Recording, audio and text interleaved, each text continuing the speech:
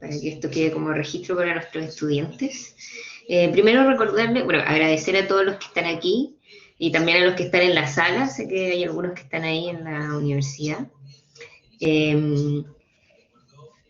Quiero recordar también a todos los que están asistiendo que contesten la encuesta, ya también a los que asistieron a la última charla, por favor que contesten la encuesta porque eso es algo que nos pide la universidad, ya, así que la encuesta se va a enviar por el link, por el chat, perdón, y también entiendo que lo tienen en el portal del curso los estudiantes para que puedan responderle a tanto los profesores, estudiantes, los asistentes externos, todos ojalá puedan contestarla.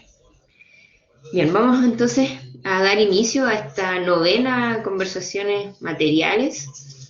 Ahora contamos, ¿cierto?, con Mariela Reyes, que es arquitecta de la Universidad Mayor de Temuco y máster en arquitectura de la Architectural Association de Reino Unido. Se ha especializado en la búsqueda de nuevas formas de trabajo que integren la fabricación digital y análoga dentro del diseño y la arquitectura, incorporando procesos de manufactura avanzada que tributen a la naturaleza inherente de los materiales. Ha experimentado con nuevas formas de aprovechamiento de la madera y los subproductos del bosque. Actualmente está encargada junto a Michael Arnett del MATLAB, Laboratorio de Experimentación Material de la Universidad Autónoma de Chile. Ya conocemos un poco de su trabajo, ¿cierto? Y por eso la invitamos. Estamos muy contentos que haya aceptado esta invitación y esperamos también que todos los estudiantes pongan mucha atención y puedan hacer preguntas, ¿cierto? Porque de verdad va a ser muy interesante lo que nos va a presentar Mariela hoy día. Así que Mariela, por favor, adelante. Muchas gracias, Gina, por la invitación. Voy a compartir pantalla.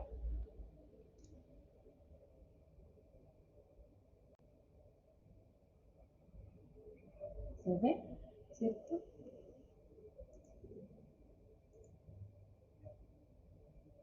¿Me ven, cierto? ¿Línea? Estamos viendo la lectura, no estamos viendo la pantalla principal.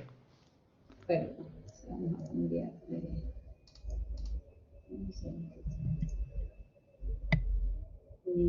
¿Cómo es eso? Comparto la otra. Me pidió la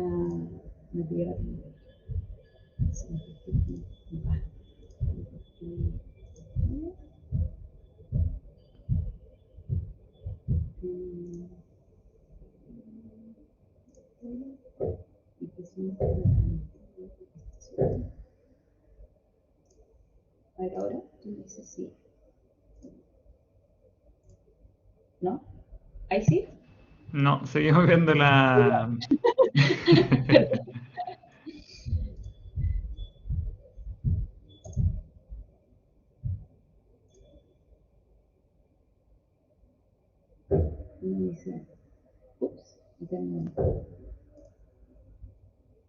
Ahora sí, funciona súper bien, Mariela. ¿Sí? Adelante, adelante, sí, adelante.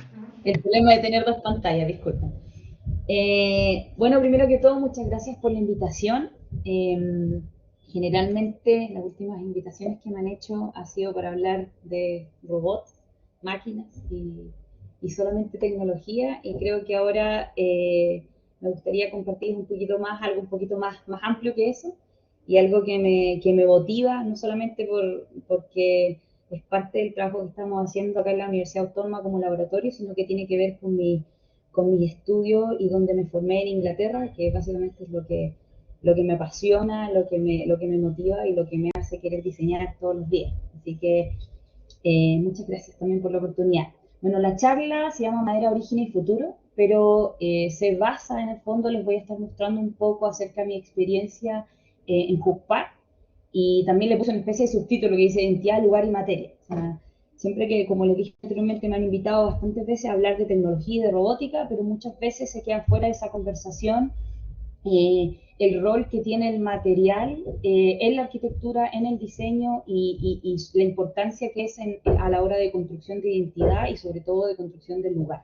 Y creo que eso es sumamente importante a la hora de conversar estos temas y sobre todo sacarles ese disfraz de alguna forma de que la manufactura o la digitalización o la mecanización avanzada solamente corresponde al área técnica del diseño y la arquitectura, para nosotros como laboratorio, y puntualmente creo que para mí es mucho más allá que eso, ¿vale?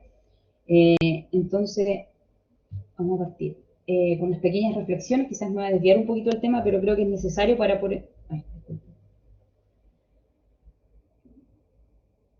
Creo que es necesario para hablar de un lugar como Juspar, es necesario entender estos conceptos. O sea, y una pregunta en el fondo, ¿cuál es el rol del mundo material en la construcción de identidad?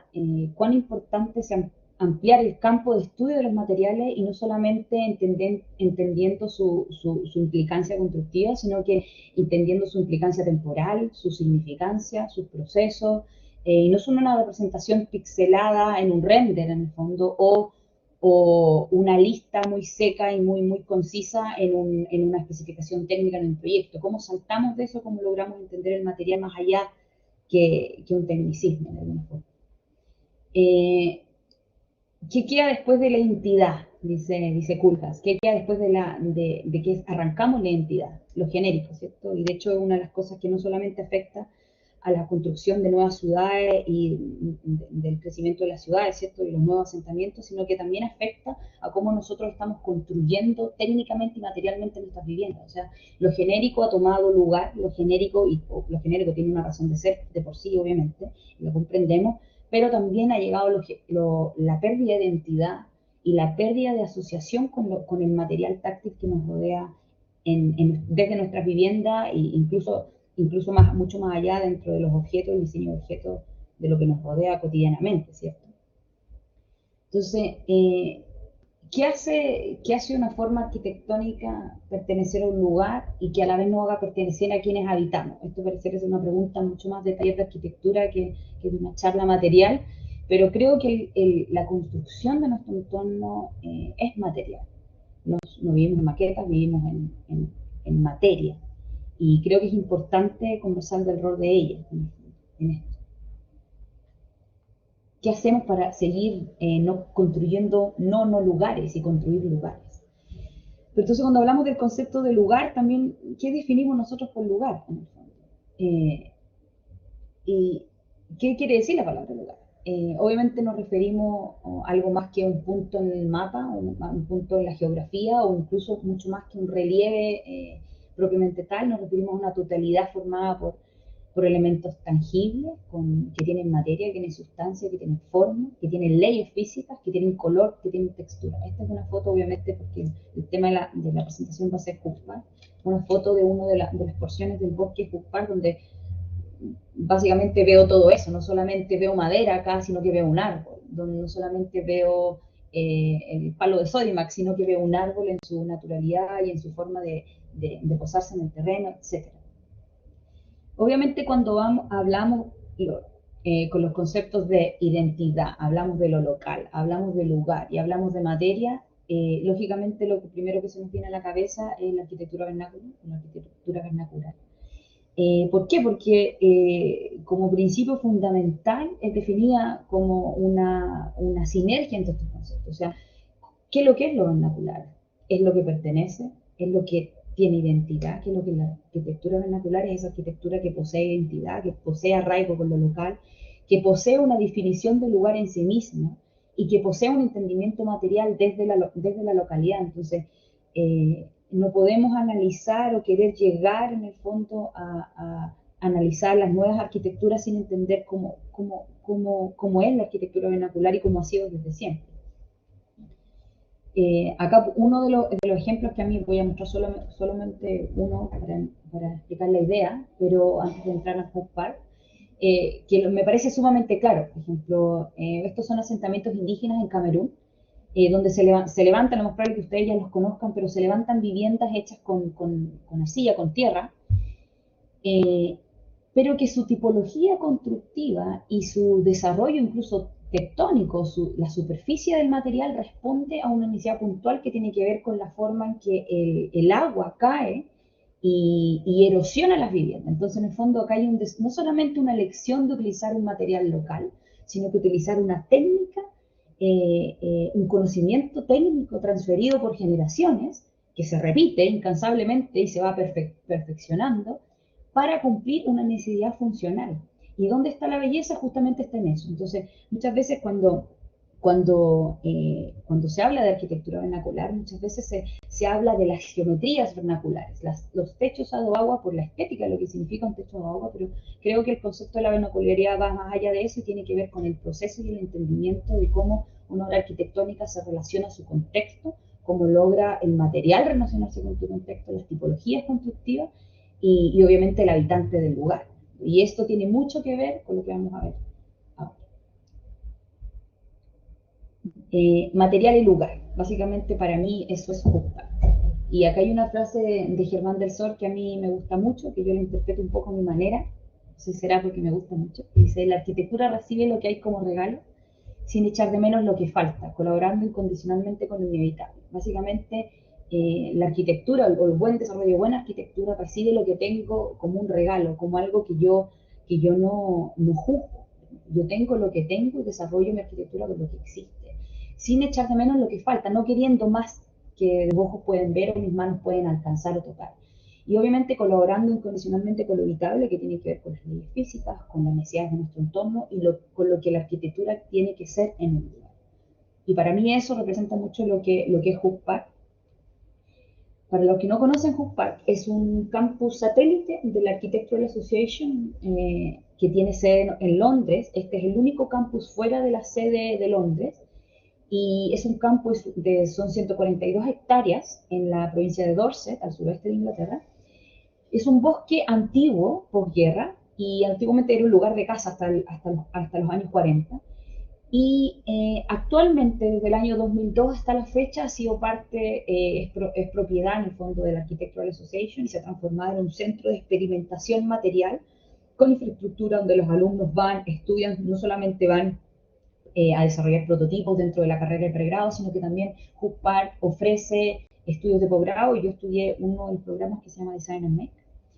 Y ahora les voy a mostrar contar un poquito la historia de Hook Park y por qué es tan importante y por qué creo que es importante destacarla cuando uno habla de experimentación material, ¿cierto? Bueno, este es Richard Burton, John Makepeace y Fra Giotto. Lo más probable que conozcan a Fra Giotto, sí, lo más probable dentro de las charlas materiales siempre es conocido Fra Giotto por su aporte a la innovación en las tipologías constructivas y la estructura en general. John Makepeace es uno de los grandes ebanistas y mueblistas de la historia del mueble en Inglaterra. Y liderada por John Makepeace, se compra Hook Park, el parque, a la Comisión Forestal y se instala algo que se llamó la Escuela de las Industrias Forestales en ese tiempo, al alero de una escuela de ebanistería, que es la escuela más antigua de ebanistería de Inglaterra, que era la Parham College. Y básicamente se instala ahí para ser como una especie de subestructura o subsede de la Parham College, con el fondo de llevar a los estudiantes que quisieran aprender sobre industrias forestales al campo y que ellos pudieran estudiar y aprender cómo se trabaja el bosque, qué subproductos tenemos del bosque y básicamente terminar en la escuela de mueblería. En los primeros años se invitó a Fra Giotto con Richard Burton a desarrollar los primeros prototipos de infraestructura de la escuela de las industrias forestales. Y de hecho, este es un poco un esquema de lo que es Hook Park actualmente, solamente hasta el año 2008, que fue el año que yo me vine de Inglaterra. Me faltan otros proyectos que no están incluidos, pero que están en internet y los pueden ver, hay bastantes cosas súper innovadoras. Y acá los primeros proyectos, no sé si se ven claramente, a lo mejor está muy chico, pero desde el año 87 al 95 hay una triada de proyectos sumamente importantes y súper reconocidos, de los cuales participan los Fra Giotto, que establecen una visión y podríamos nosotros decir que es como que establecen la vernacularidad de Hook Park de alguna forma, y que establecen principios fundamentales súper rescatables y súper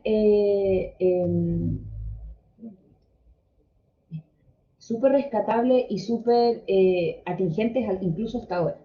¿Ya? Y después tenemos los proyectos desde el año 2012 hasta el 2018, que son proyectos que están a cargo de la Architectural Association desde el momento que ellos compraron el campus, ¿vale? Se ve bien línea, ¿cierto? Porque me suena como un pitito, no sé si eso es porque... Se ve bien, Mariela. Adelante. Sí, dale. Se ve bien. Adelante, tranquila. Vale.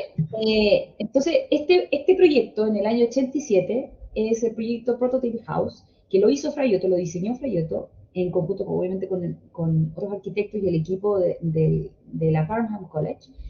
¿Y qué se buscaba con este proyecto, primer proyecto? Primero se buscaba generar obviamente infraestructura para el campus, porque no existía absolutamente nada construido.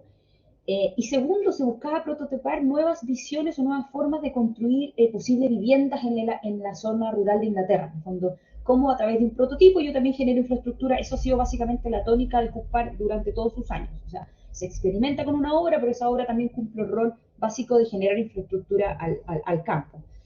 ¿Y cuál es la gran innovación? Aquí, ¿por qué digo que acá hay innovación? Sino que acá no utilizamos ni brazos robóticos, ni tecnología, ni digitalización, de hecho.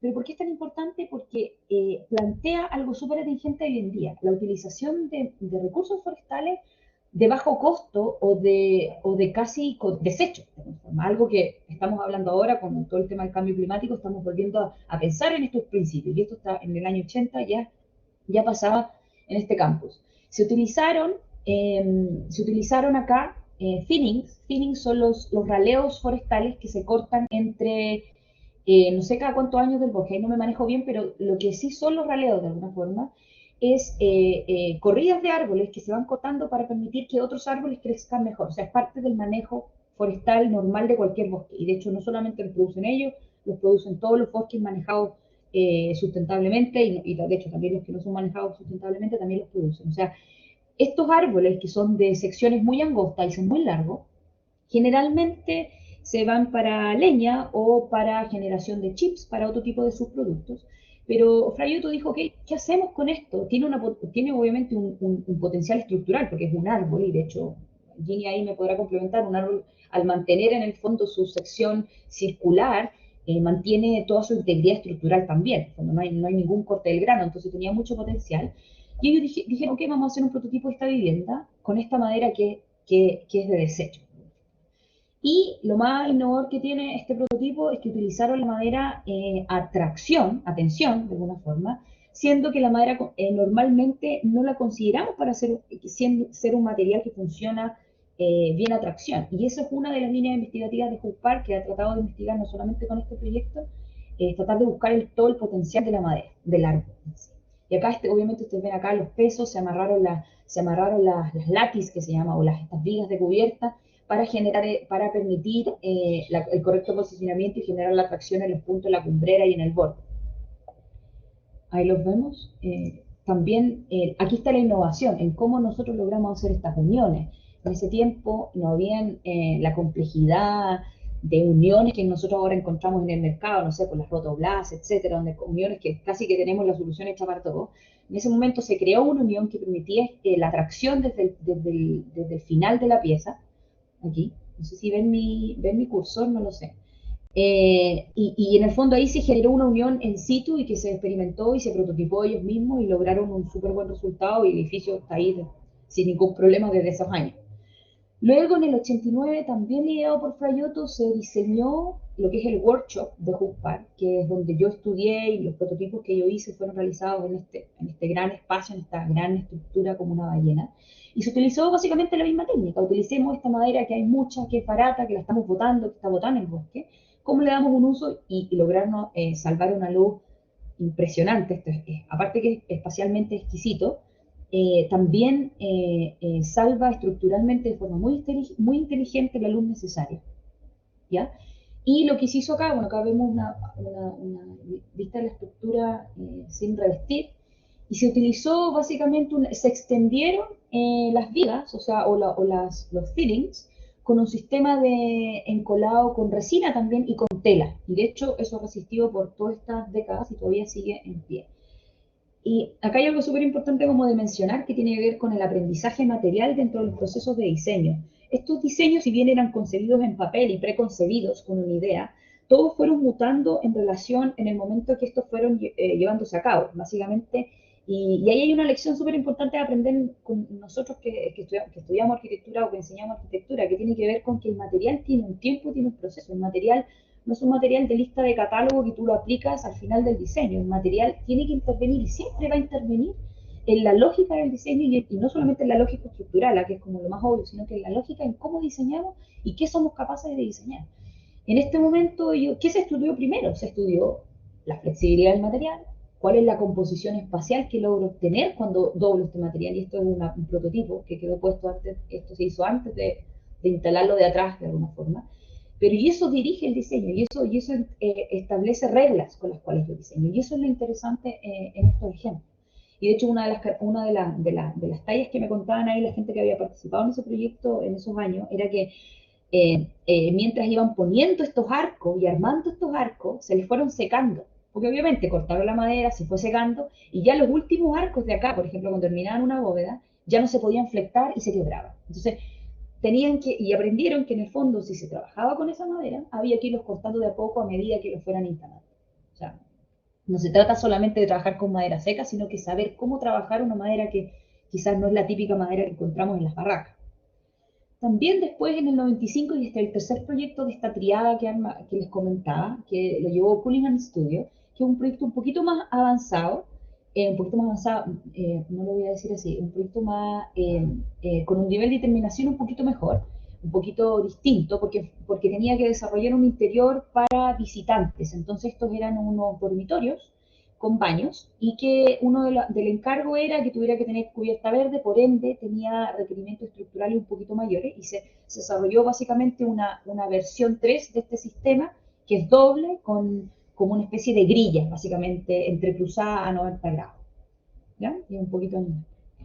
Luego, la Architectural Association compra el campus, y en el fondo dice, ok, voy a utilizar este campus para actividades extra programáticas de los alumnos de arquitectura, etcétera.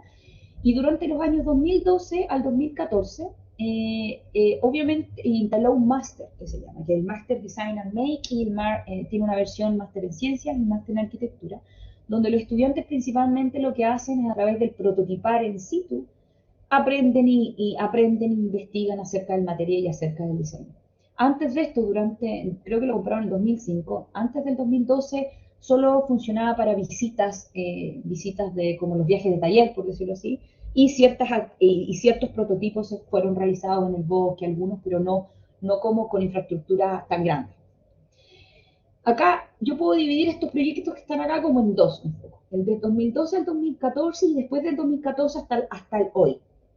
¿Por qué? Yo les voy a hablar solamente de los proyectos de 2014 en adelante. ¿Por qué? Porque creo que hubo una etapa, y esto es un poco una opinión personal, habiendo estudiado ahí, viendo el proceso un poco de afuera. Desde el 2012 al 2014, cuando se instala la A, si bien se desarrollaron proyectos de arquitectura que respondían a la experimentación de la escuela de arquitectura como tal, creo que se alejó un poco de los principios fundamentales que ya estaban establecidos en el campus, que tienen que ver con lo que estableció Fraiotto en sus años iniciales. Entonces, si bien son proyectos funcionales, todos agregan un valor al lugar y cumplen con instalar infraestructura, son proyectos que un poco más tradicionales, un poco más ligados al diseño y al desarrollo del diseño, y no quizás tanto a la experimentación del material como tal, ¿vale? Partimos con 2014 entonces. Este para mí es uno de los proyectos tempranos más interesantes del campus, donde obviamente por la generación en que estamos, año 2014, ya existen herramientas, ya se está trabajando hace bastantes años con digitalización, arquitectura parametrizada, incluso robótica y sistemas robotizados de fabricación y fabricación digital.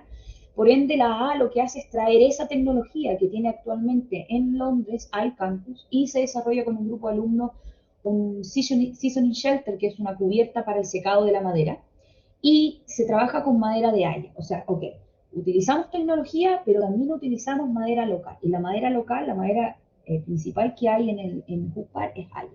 Y también retomando uno de los principios del estudio de la flexibilidad de la madera. O sea, en el fondo, antiguamente se habían estudiado los fittings, ahora voy a estudiar la flexibilidad de la madera, pero en otra forma, en madera más estandarizada, no en su sección redonda.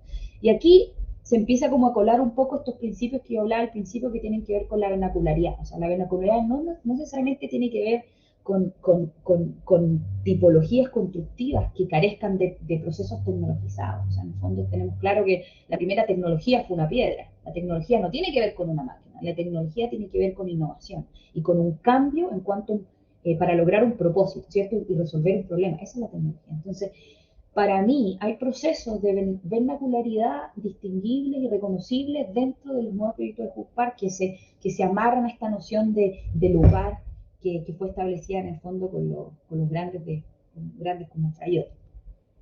¿Vale? Y aquí obviamente puede ver que aquí a través de un sistema de pistones controlados se genera una deformación controlada y repetible en esta construcción. Bueno, tenemos la Boiler House, que es el primer acercamiento a utilizar madera no recta, o que no crece derecho de alguna forma, madera en su forma natural. Y ellas lo que hicieron un proceso de escaneo tridimensional y utilizaron esta madera que básicamente era una madera de desecho también, porque crecía en las laderas de parte del campus de Hope Park, y una madera que no se estaba utilizando y es muy difícil de aserrar por su geometría, y ellas las utilizaron, las digitalizaron y hicieron la Boiler House es como un contenedor donde se guarda serrín y también la caldera de Hope Park.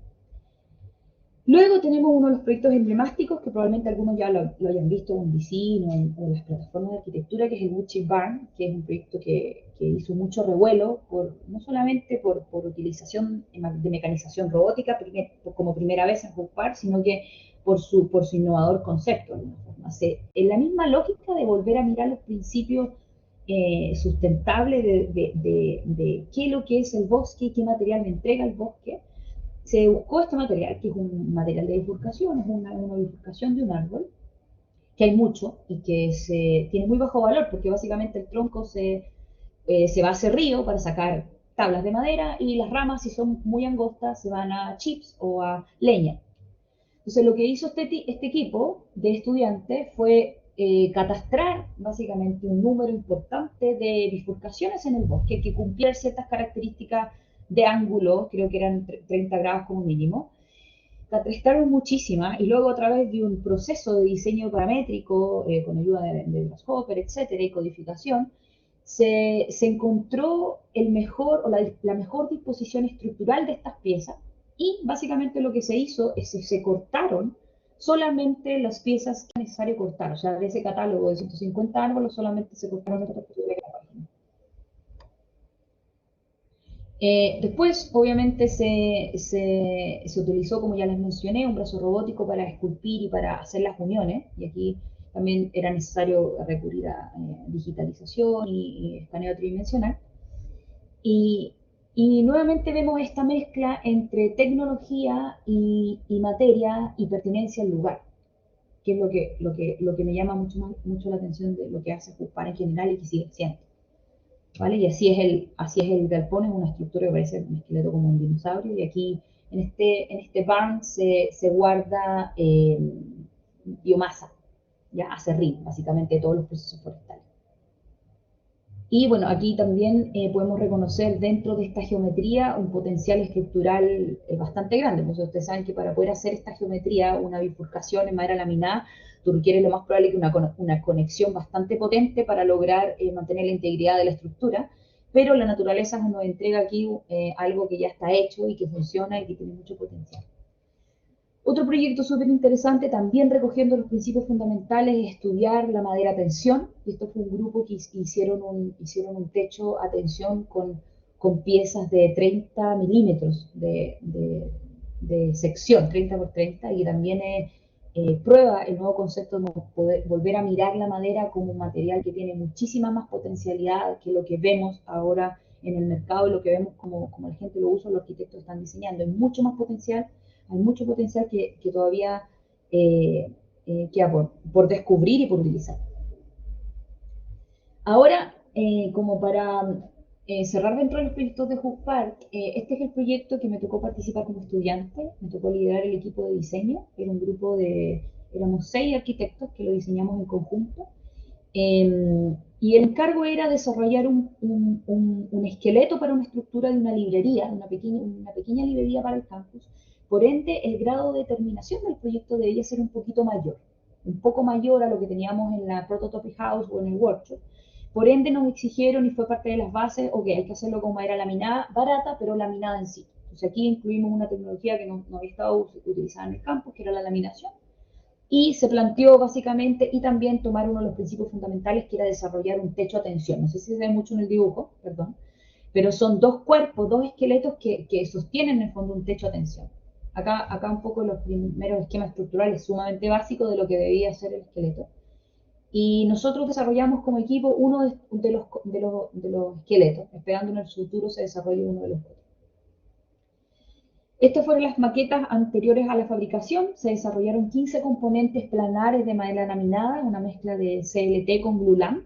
Son componentes celulares, podríamos decir. O sea, no son vigas ni pilares, sino que es una mezcla entre vigas y pilar. Que la gracia que eran que se podían fabricar, prefabricar y montar en el sitio de forma muy, muy rápida. Y todos fueron esculpidos con un brazo robótico ya disponible en Cuspar.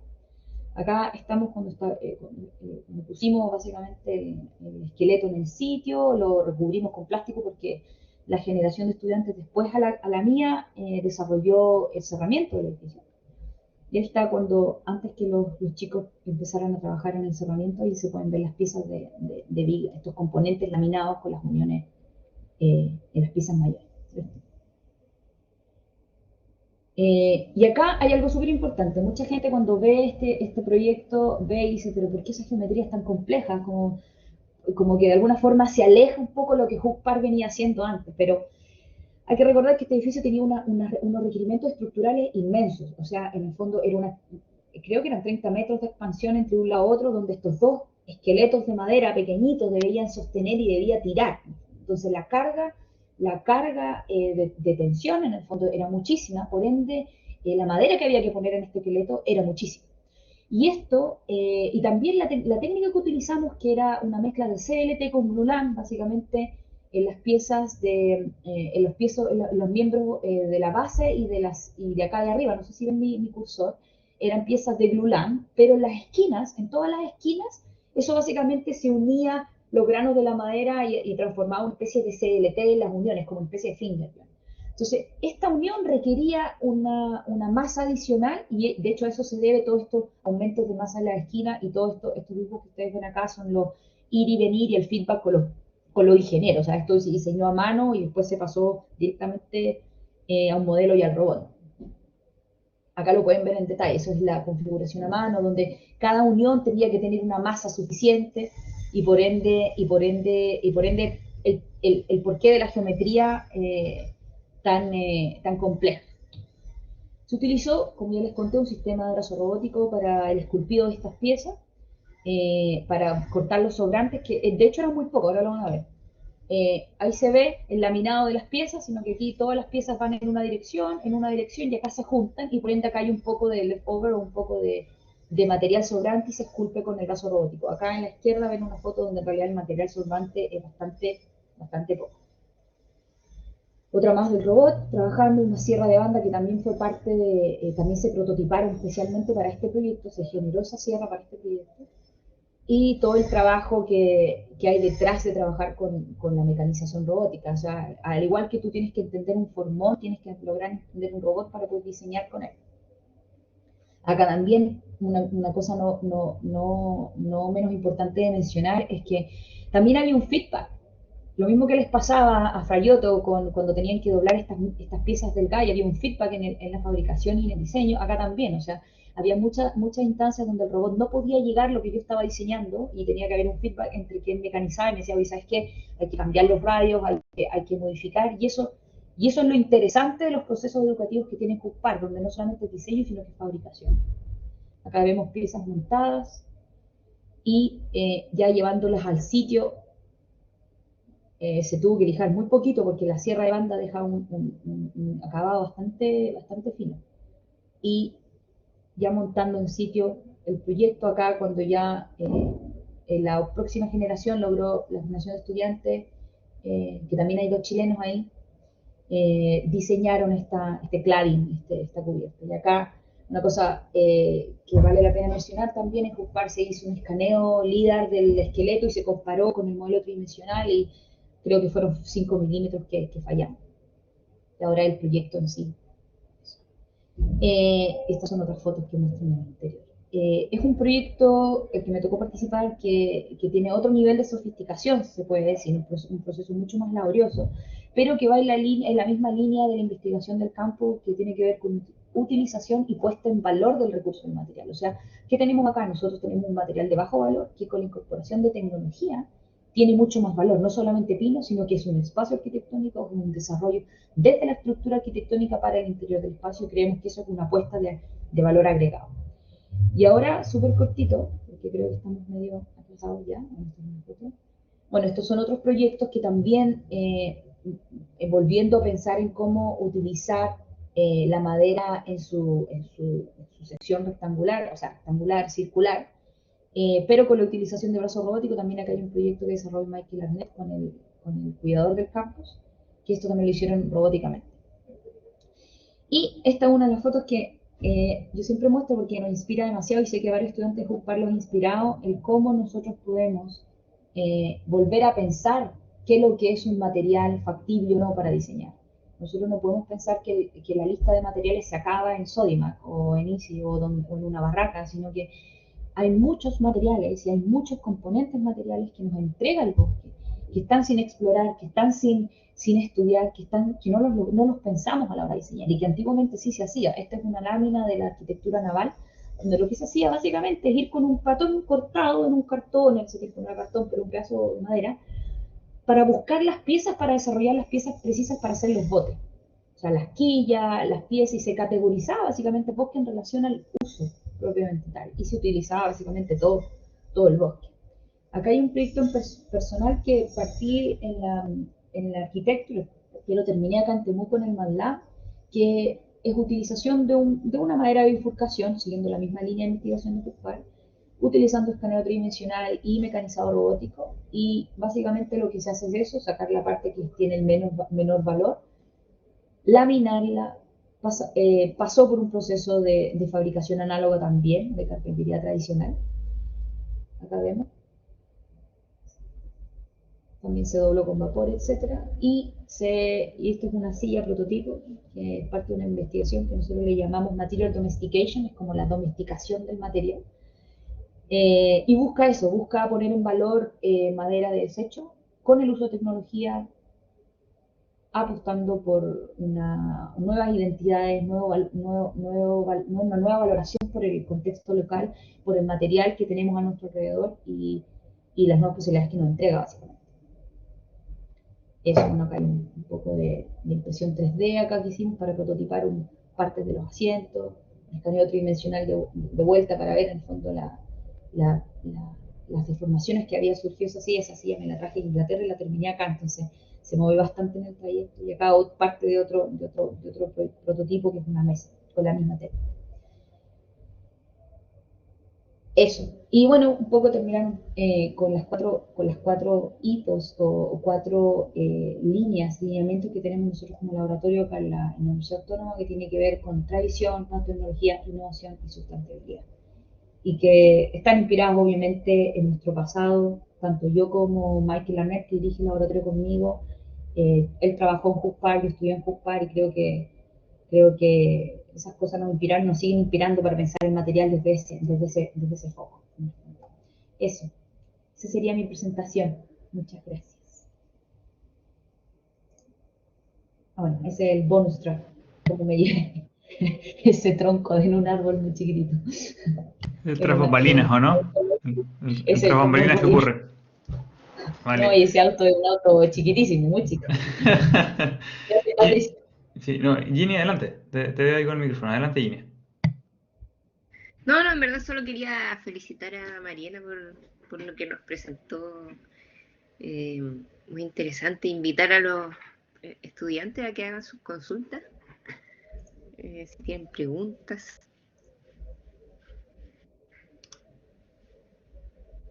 Sí, yo también agradecer a Mariela de la presentación, estuvo súper entretenida, la verdad.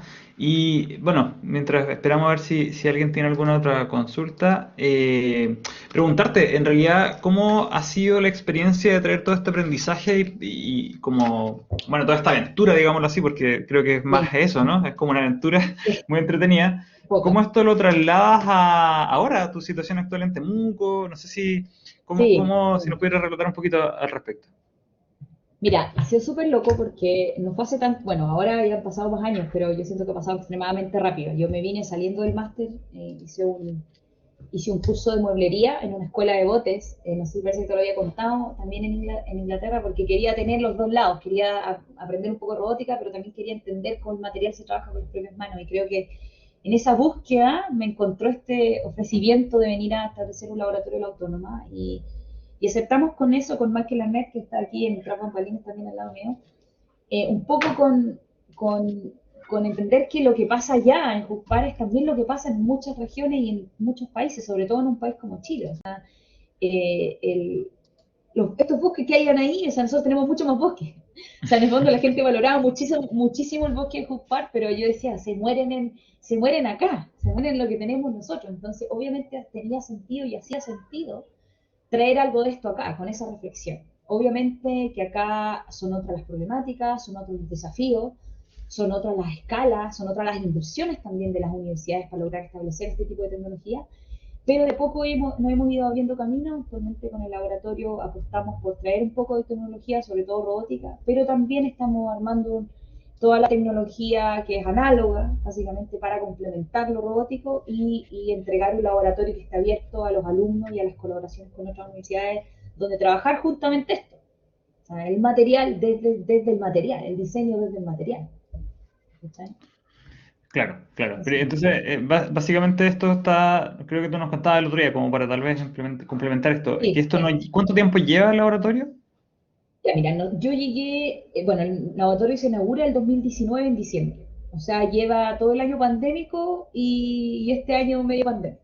Y el 18, todo el 2018, porque yo llegué a Chile el 2018, a finales del 2018, fue de instalación del robot, porque es un tema, importamos las maquinarias, y ese año dejamos a final de 2019, dejamos instalado el robot y el RIA. Y dentro de este año pandémico hemos instalado todos los otros sistemas, tenemos una CNC también y otras maquinarias, y ya podemos decir que estamos como en un 80% del laboratorio andando.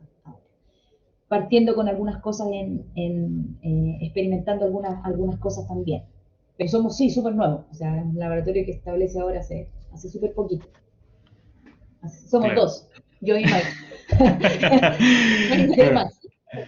Sí, sí, algo vimos. Ginia, no sé si tú quieres comentar algo. Em, mira, aquí dejaron Alexis dejó Alexis. una consulta.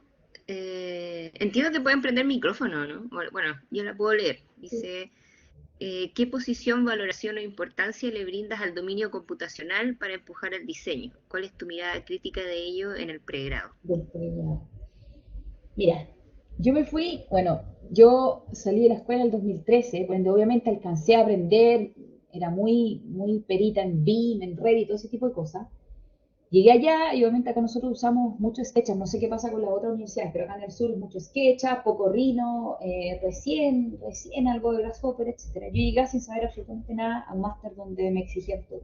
O sea, es vital. O sea, si tú me hablas de experiencias en el extranjero para estudiantes de pregrado, es vital prepararlo en fabricación, en modelado para fabricación.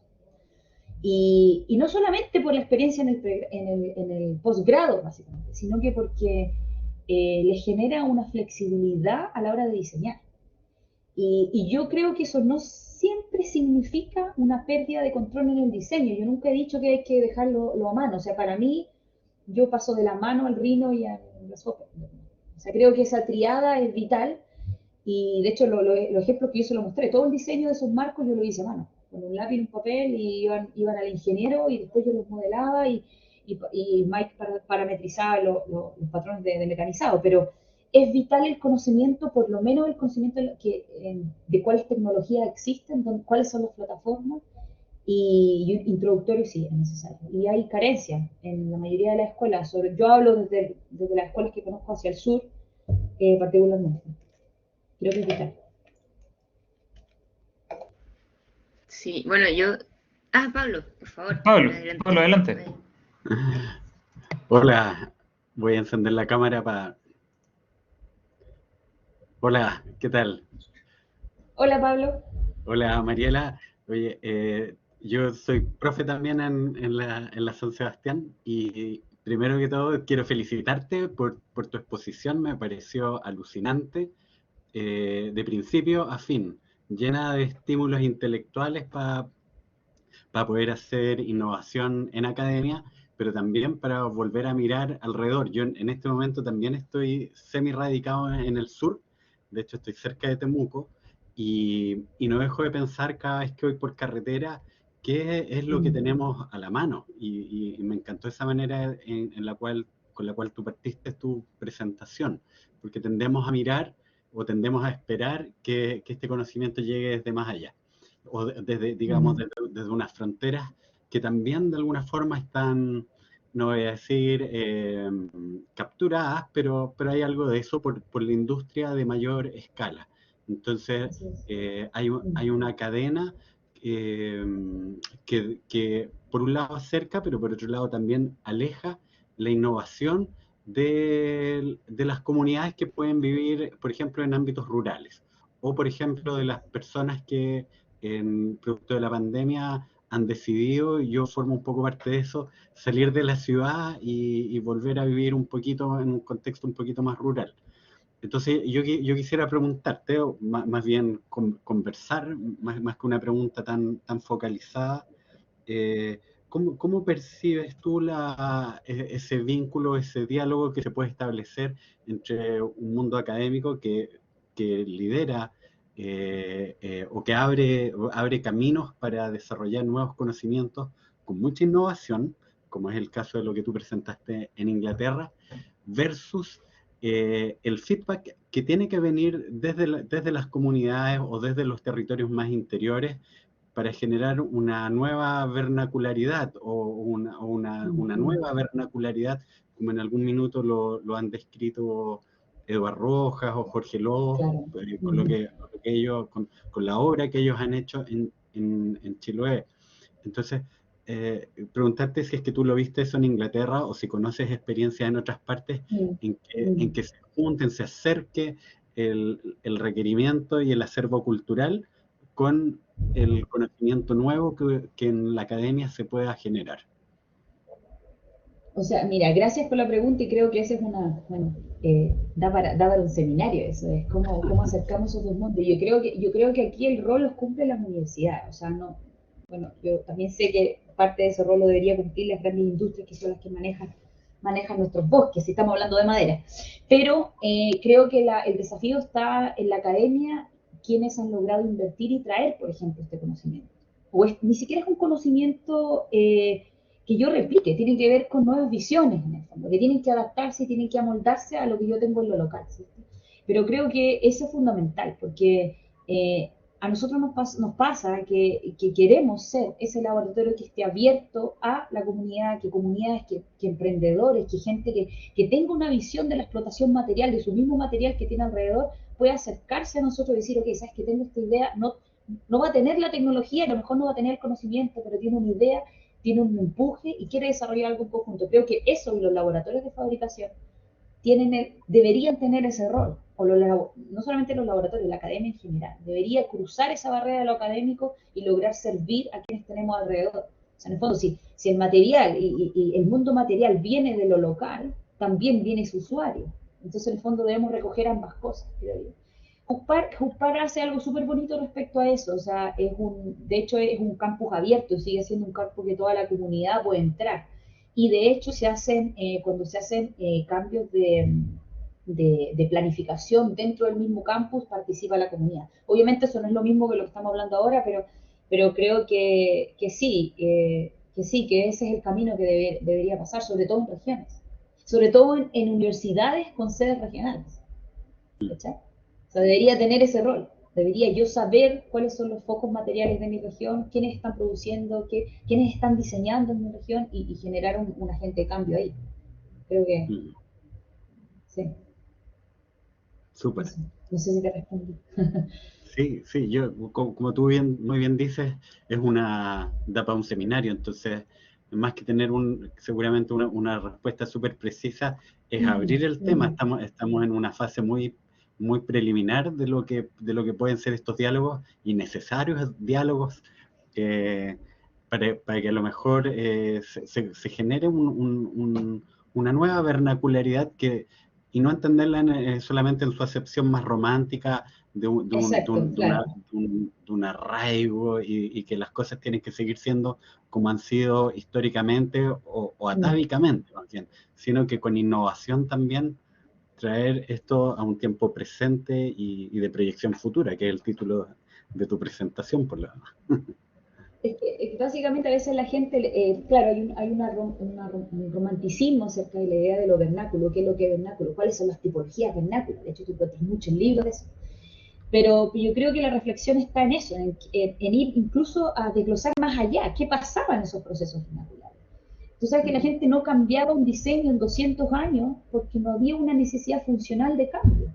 Y eso otorga la belleza de todas las tipologías vernaculares, porque hay una repetibilidad de la eficiencia.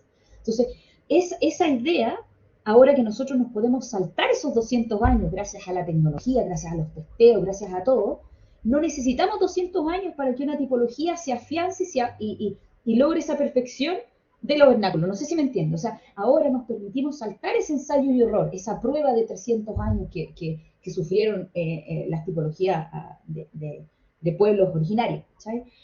Eso, y con mucho cuidado podemos lograr establecer nuevas vernaculares, cómo deberíamos construir desde las regiones, cuáles son las materialidades de las regiones. Yo creo que se abre a todas esas preguntas. Genial, genial. Muchas gracias por tu respuesta, Mariela.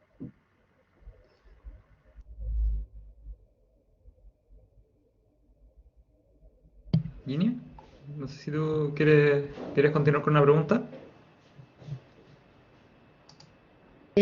Bien, igual creo que ya como que ha hablado un poco de eso, pero claro, yo la pregunta que iba a hacer un poco como también para abrir la discusión, tenía que ver un poco justamente parecido a lo que decía Pablo y lo que comentó Alexis, ¿no? Que muchas veces se confronta un poco como el diseño con la parte digital, ¿no? Como que cuando metemos lo digital como que nos volvemos muy repetitivos y poco como que se pierde un poco la parte como más creativa quizá o como esa cosa más del tacto, ¿cierto? Y que bueno, yo en verdad creo que no es así, porque también creo que hay mucho potencial en el fondo en el trabajo con medios digitales y con construcción robotizada y todo. Pero quería ver también cómo lo percibes tú, porque también tú hiciste la diferencia, ¿cierto? Que en Europa, yo también hice el posgrado en Europa, todo lo que es software, ¿cierto? Es como uno lo tiene que manejar al derecho y al revés, y como que está muy internalizado ya como parte de la profesión. Sin embargo, acá todavía, ¿cierto? Como que mucha gente, por ejemplo, no usa Revit o cosas que parecen muy básicas, pero que en el fondo... y claro, y como que también está como esa confrontación, como que vienen como a matar el oficio, por así decirlo, ese tipo de herramientas. No sé cómo ves tú que en el fondo cómo podríamos, acá en Chile quizás, ver esas oportunidades, ¿cierto? Que yo creo que no las estamos viendo con tanta claridad y pensando un poco en el laboratorio que tú tienes, que también apunta un poco a eso, ¿no? Como a ver las oportunidades que se abren. ¿Cómo ves tú esa inserción de este tipo de herramientas, ¿cierto? Como en el ambiente local. Claro, y en el pregrado sobre todo. Mira, es complejo porque no es tan sencillo. Yo creo que tiene que ver en la forma en que tú lo planteas y la forma en que estas herramientas son utilizadas. Para mí no son un medio para un fin, no son un fin. Y que muchas escuelas, a mí me pasa, y soy crítica también con las mismas escuelas en que estoy, o sea, el mismo el uso de Revit, ¿cachai? Tiene tremendo potencial. Yo era una nativa en Revit antes de no estuviera afuera. Pero si el Revit se transforma en un fin, que mi proyecto tiene que ser en Revit porque tiene que ser en Revit, no porque tenga que ser en Revit porque Revit me sirve para lo que yo quiera hacer. O sea, en fondo, de repente me encuentro que todos los cabros utilizando Revit en todo el desarrollo de su carrera de arquitectura de segundo año, cuando el potencial de Revit no necesariamente está en el pregrado, sino que está ya en la ejecución del proyecto. Entonces, es medio complejo. Entonces, va a depender dónde yo introduzco las herramientas digitales y de repente se pierden herramientas que, como por ejemplo, software que pudieran ser mucho más exploratorios que ni siquiera son para arquitectura, como Maya, ZBrush, otro tipo de software que pudieran estar en distintas etapas dentro del proyecto. Yo creo que no hemos puesto mucho esa como mirada, como ¿cómo se dice? Estas como lengüetas de caballo, se le ponen a los caballos, que tiene que ser solo un software o que la escuela tiene que, todos tienen que hacer en SketchUp o todo en Rhino, yo creo que no. Yo creo que al igual que las herramientas, al igual que los formones, un carpintero tiene 15 formones y 4 cepillos. Yo creo que al estudiante se le tiene que dar toda esa variedad y a lo mejor no esperar que el estudiante las aprenda a su totalidad. De repente yo también hay cursos que es como que Revit 1, Revit 2, Revit 3, y no sé si es tan necesario, yo preferiría pasar de repente un medio semestre de Rhino, medio semestre de Grasshopper y darle esa variedad al estudiante para que él tenga una paleta dependiendo de lo que él quiera hacer. Por ejemplo, yo en el edificio que les mostré, que en el esqueleto de madera laminada, era Rhino, no usamos Grasshopper solamente para mecanizado, no para diseño, porque las estructuras dependían de un feedback estructural súper directo. Entonces no había un diseño paramétrico, no había una parametrización que me pudiera diseñar, particularmente esa geometría era muy puntual. Entonces va a depender de lo que yo use y el estudiante tiene que tener esa flexibilidad también. Y también pasa, como dices tú, que en muchos otros pregrados, también extranjeros, si no se diseña paramétricamente, no se diseña. Hay una incapacidad, el alumno pierde la capacidad de diseñar por componentes, solamente puede diseñar con una totalidad. Entonces, yo creo que en el punto medio, ni en saber cómo introducir los software, está yo creo que está en la clave, creo, no lo sé. Claro, sí, no, súper bien. O sea, yo digo, es una pregunta que nos tenemos que hacer más que como buscarla, como que alguien tenga la solución. Yo creo que es algo que va a ir como evolucionando y que, como tú dices, depende mucho de qué es lo que uno quiere hacer con un proyecto, cuál es lo que más le conviene usar. O sea, no hay como una herramienta ideal en el fondo, en el sentido que uno diga, no, es Rhino y con esta nos quedamos todos, ¿no? Como, bueno, si tú, o sea, para contra, se me olvidó decir una pequeña cosita, y para mí, ponte tú, estamos aquí hablando de material, para mí eso es una de las cosas como primordiales. Muchos de los software tienen esa carencia, o sea, no estoy diciendo que BIM no lo haga, pero cuando tú Revit, ¿cachai? Te dice que tiene las características, el listado de las características físicas del material, pero yo como diseñador no lo logro entender si no trabajo con ese material. Entonces yo creo que más que el software en sí tiene que ver con ese trabajo previo de conocer con qué estoy diseñando y construyendo. Más que mal, un modelo 3D es la representación de lo que voy a fabricar. Entonces, no puede ser solamente eso, tiene que estar cargado de conocimiento y eso no sé si lo trae un software necesariamente. Algunos sí, algo. Claro, también está ese tema, ¿no? De el trabajo uno a uno, que igual ahora se está haciendo harto en algunas partes, y yo creo que está relacionado con eso, con el hecho de que el software también soporta mucho, no te pone muchas limitaciones, entonces el hecho de tener la realidad también obviamente contribuye al proceso. Alexis, ¿quiere hacer otra consulta? Sí, ¿me escuchan? ¿Sí? Sí, lo escuchamos, Alexis. Fantástico. Oye, quería comentar algo justamente con lo que comenta Mariela al final, que claro, muchas veces se confunde la implementación de un software y netamente es una instrumentalización con respecto a la idea de diseñar computacionalmente, y eso aborda la idea de entender un poco el lenguaje que es transversal a los distintos softwares. Por tanto, los softwares, como tú mencionas, son una mera puntualidad, los alumnos deben tener el espectro, pero dentro de ello comprender ciertas dinámicas como, por ejemplo, teorías básicas, superficie, o moverse por coordenadas, que son cosas que los chicos no comprenden. Creo que ahí está un poco lo medular para poder un poco dar el paso siguiente a empujar el diseño a unos límites un poquito más lejos. Así es.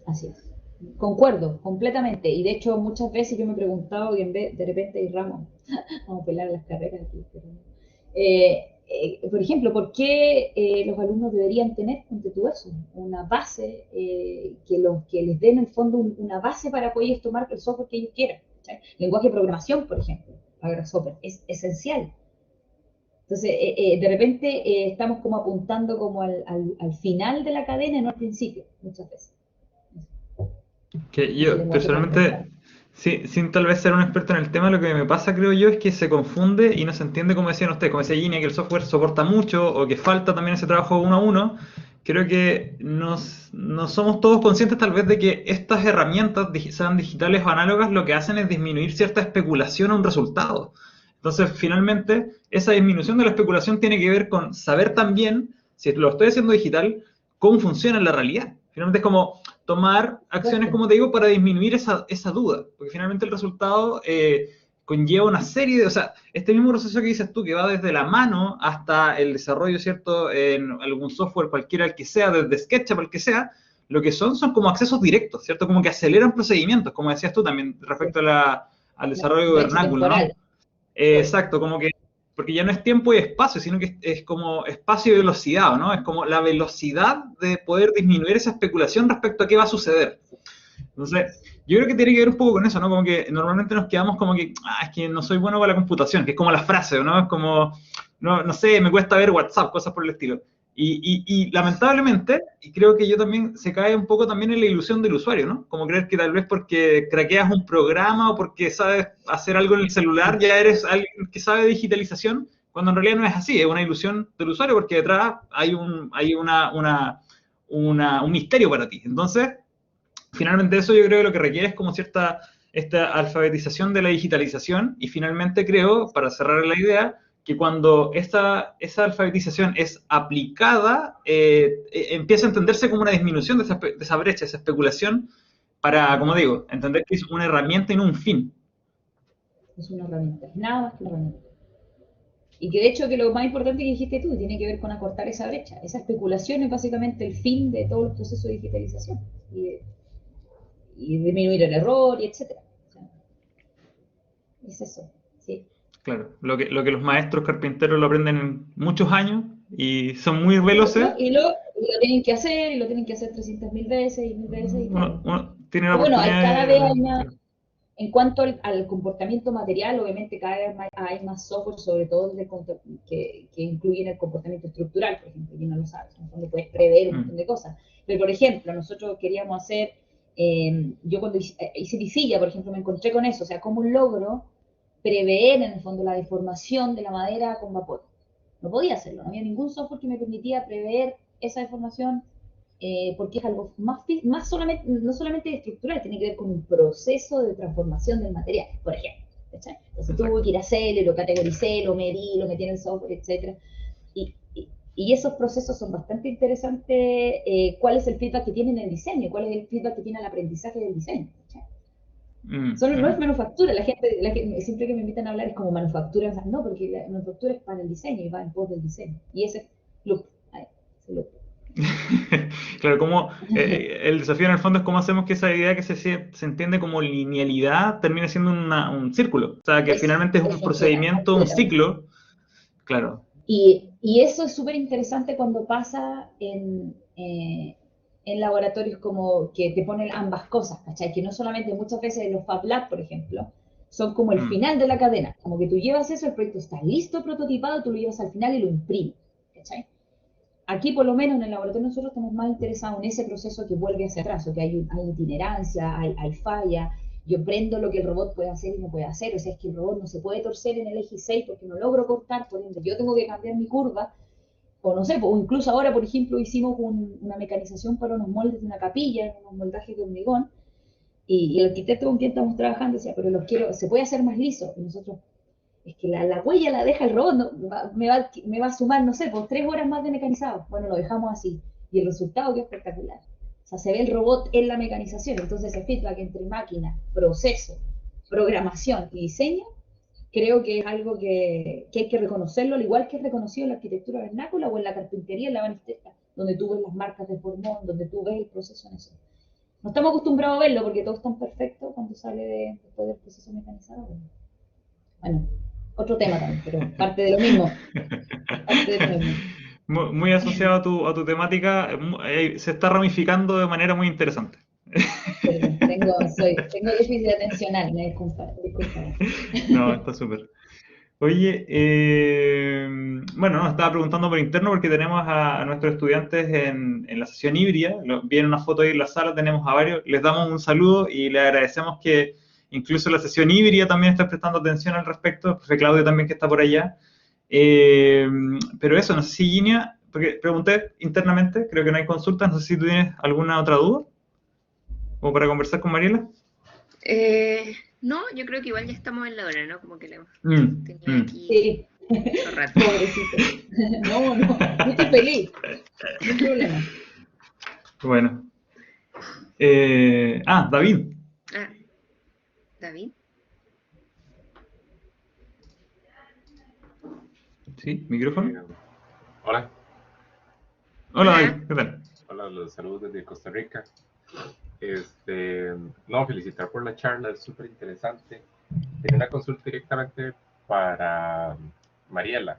Era en este proyecto que hiciste, a la hora de elaborar como estos nudos, que eran más, no sé, que llevaban 3 direcciones y era madera laminada.